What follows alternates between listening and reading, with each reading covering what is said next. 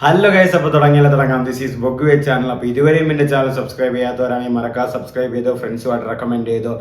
ദൃശ്യം 3 pack up video ആണ് നമ്മൾ ഇന്ന് റിയാക്ട് ചെയ്യാൻ പോകുന്നത്. സോ ദൃശ്യം 3യുടെ ഹൈപ്പ് ഇപ്പം തന്നെ അൺഇമാജിനബിൾ ക്രൈസ് ആണ്. അതെല്ലാവർക്കും അറിയാം. കാരണം ഒറ്റ ഒരാൾ, ജോർജ് കുട്ടി, ഒരു 4ാം ക്ലാസ്സുകാരൻ്റെ ആ ഒറ്റ ഒരാൾ കാരണമാണ് ഈ ഇത്രയ്ക്കുള്ള ഹൈപ്പൊക്കെ വരുന്നത്. And Mohanlal is back again with Drishyam 3. So ഒരു 2-3 മാസം മുമ്പ് പൂജ നടന്ന ഒരു സിനിമയാണ് ദൃശ്യം 3.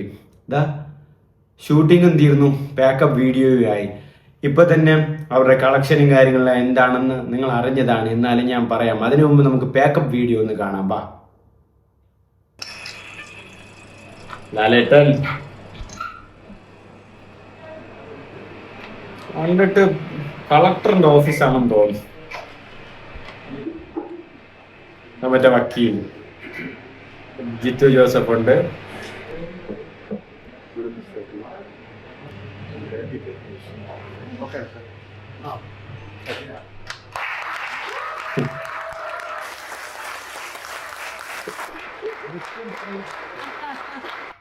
ശരിക്കും ഉള്ളത് പറഞ്ഞാൽ ലാലേട്ടൻ്റെ ആ ഒരു എക്സ്പ്രഷൻ എന്ന് പറയുന്നത് സൂപ്പർ. ഇപ്പൊ തന്നെയുള്ള കഴിഞ്ഞ എന്നൊരു ഫീലാണ് ആ ഒരു expression.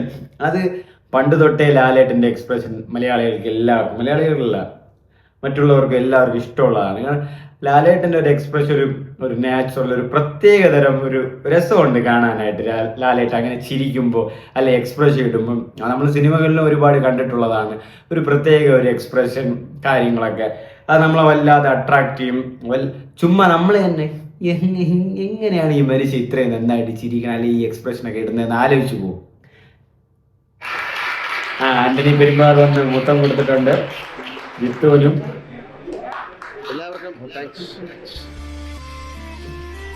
B3 wraps. Ganesh കുമാറുണ്ട്.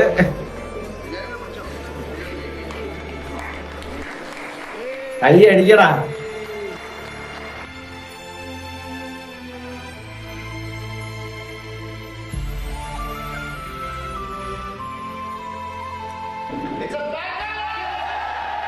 Pack up.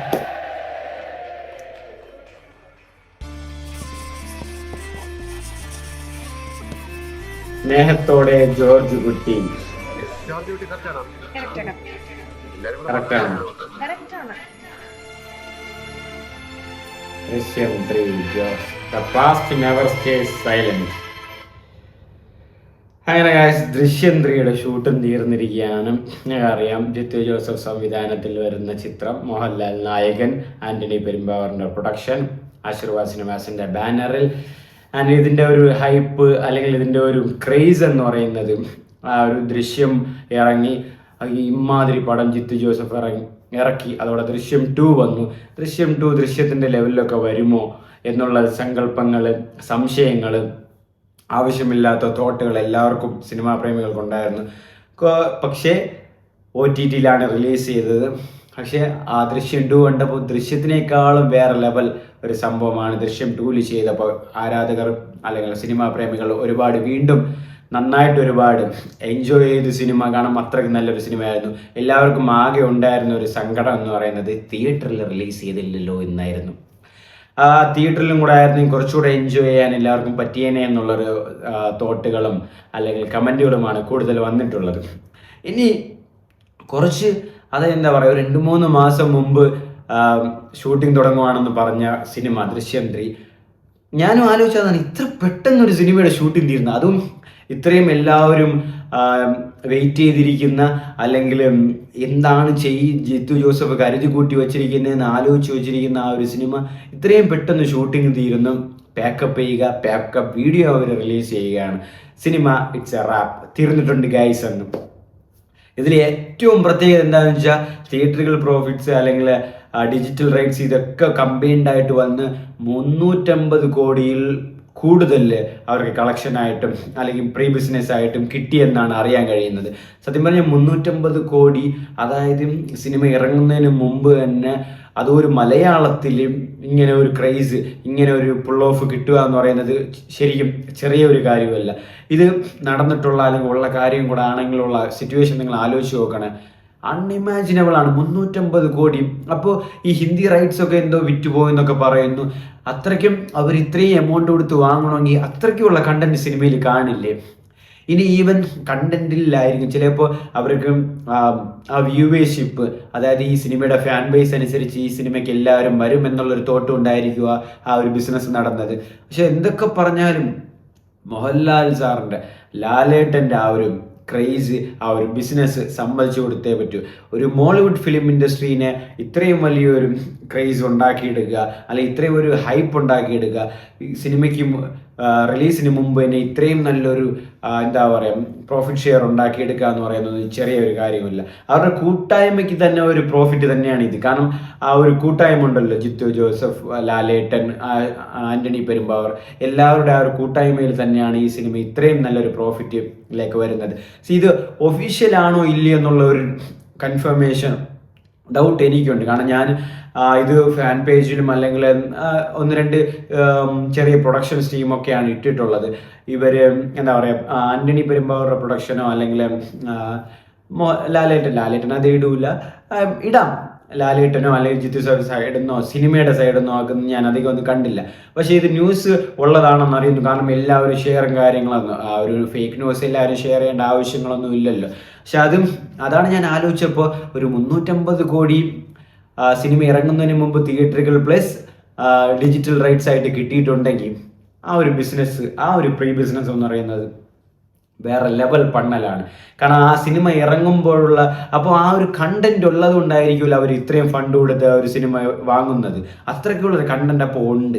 അപ്പം ദൃശ്യത്തിനേക്കാളും ദൃശ്യം 2-നേക്കാളും ദൃശ്യം 3 വേറെ ലെവൽ സംഭവമായിരിക്കാനാണ് ചാൻസ് കൂടുതൽ.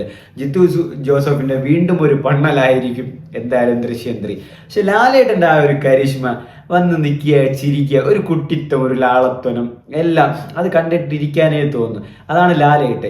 അതായത് ദൃശ്യം 3 എന്ന് പറയുന്ന ഒരു ബ്രാൻഡ്.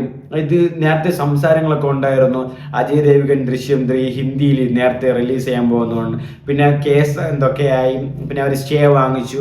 അതായത് ഒറിജിനൽ ഇറങ്ങാതെ, അതായത് ഇറക്കേണ്ടവർ ഇറക്കാതെ നിങ്ങൾക്ക് അങ്ങനെ ഇറക്കാൻ നേരത്തെ പറ്റില്ല, അങ്ങനെയുള്ള കോർട്ട് റോഡും കാര്യങ്ങളൊക്കെ ഉണ്ടായിരുന്നു. പക്ഷേ ദൃശ്യം 3 ഈവൻ എനിക്ക് തോന്നുന്നു കൊറിയൻ ഭാഷയിൽ കൂടെ റീമേക്ക് എന്തോ ചെയ്തിട്ടുണ്ടെന്നാണ് തോന്നുന്നത്. ദൃശ്യം 3 അല്ല, ദൃശ്യം. അപ്പോൾ ആ ഒരു ഫ്രാഞ്ചൈസ്, ദൃശ്യം ഫ്രാഞ്ചൈസിൻ്റെ ഫാൻ ബേസ് കേരളത്തിൽ മാത്രമല്ല, ഇന്ത്യയിൽ മാത്രമല്ല, ലോകമെമ്പാടും ഒരു അത്യാവശ്യമല്ല നല്ല രീതിക്കുള്ള ഫാൻ ബേസ് ഉള്ള ഒരു സിനിമയാണ്. കാരണം ഒരു കുഞ്ഞു സിനിമ അതൊരു ക്രൈം ത്രില്ലറിലേക്ക്, അല്ലെങ്കിൽ ഒരു ത്രില്ലിംഗ് മൂവ്മെൻറ്റിലേക്ക്, ഒരു മിസ്റ്റീരിയസ് ത്രില്ലറിലേക്ക് പോകുന്നു. അത് ആൾക്കാരെ വളരെ ആവേശത്തിലാക്കുന്നു, ഒരുപാട് കാണുന്നു, വിഷമങ്ങളൊന്നുമില്ല. എല്ലാവരും ഭയങ്കര സൂക്ഷ്മതയായിട്ട് എന്താണ് ചെയ്യാൻ പോകുന്നത് ടെൻഷൻ അടിക്കുന്നു. എങ്ങനെയാണ് ജോർജ് കുട്ടി രക്ഷപ്പെടുത്തും, എങ്ങനെയാണ് ജോർജ് കുട്ടി രക്ഷപ്പെടും, എങ്ങനെ പോലീസ് പിടിക്കും, അങ്ങനെയൊക്കെ വലിയ തോട്ട്. ഇതിൻ്റെ ദൃശ്യം 3 അനൗൺസ്മെൻറ്റ് ചെയ്തപ്പോഴേ ഈ LC ലോകേഷ് സിനിമാറ്റിക് യൂണിവേഴ്സെ പോലെ ഓരോ കഥകളും സ്റ്റോറികളും ഇറങ്ങിയിട്ടുണ്ടായിരുന്നു. അടുത്ത് ഇങ്ങനെ എടുത്തിട്ട് പോയ എല്ല് അവിടെ ഒളിപ്പിച്ചു വെച്ചായിരിക്കും, അതായിരിക്കും വരുൺ പ്രഭാകറിൻ്റെ അത് ഇത് അങ്ങനെയൊക്കെ മൊത്തം ഒരേ ദൃശ്യം തിയറീസ് ആയിരുന്നു അപ്പാടെ എമ്പാടെ. ഈ സിനിമയും നന്നായിട്ട് വരുമെന്ന് തന്നെയാണ് പ്രതീക്ഷിക്കുന്നത്. കാരണം അത്രയ്ക്കുള്ള നല്ലൊരു കണ്ടന്റ് ഉള്ളതുകൊണ്ടായിരിക്കും ഇത്രയും പ്രോഫിറ്റ് നടക്കുന്നത്. പ്ലസ് ലാലേട്ടനും പിന്നെ അവരുടെ ഒരു കോംബോയുണ്ട്, ജിത്തു ജോസഫ് ആൻഡ് ദൃശ്യം എന്ന ഫ്രാഞ്ചൈസും. അപ്പോൾ സിനിമ വരട്ടെ. മിക്കവാറും ഇപ്പം ഷൂട്ടിങ്ങോ റാപ്പൊക്കെ കഴിഞ്ഞു, സിനിമയും പെട്ടെന്ന് വരാനാണ് ചാൻസ് കൂടുതൽ. നല്ല കിണ്ണം കാച്ചി പണ്ണൽ സിനിമയായിരിക്കും വരാൻ പോകുന്നത്. ദൃശ്യം 3 അമ്മാതിരി പടമായിരിക്കും. കാരണം ഞാൻ എക്സൈറ്റഡ് ആണ് ദൃശ്യം 3 കാണാൻ. എനിക്ക് ഉറപ്പാണ് നിങ്ങളും എക്സൈറ്റഡ് ആണ്. അപ്പം നമുക്ക് കണ്ടു നോക്കാം. മിക്കവാറും വേറെ ലെവൽ പടമായിരിക്കും ഗൈസ്.